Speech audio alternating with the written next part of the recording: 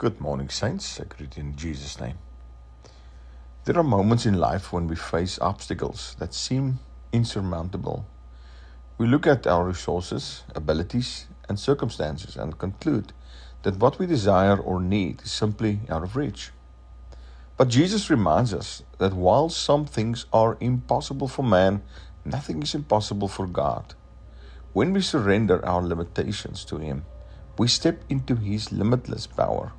He can open doors that no one can shut, provide in ways beyond our understanding, and accomplish what never thought possible. Faith in God means trusting Him even when the situation looks hopeless. Instead of focusing on our lack, we must fix our eyes on His greatness. When Jesus spoke these words, He was showing that salvation provides or provision and transformation are all in God's hands. Our role is to believe and obey, trusting that He will do what only He can.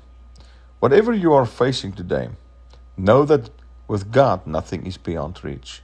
He specializes in making the impossible possible. Shalom.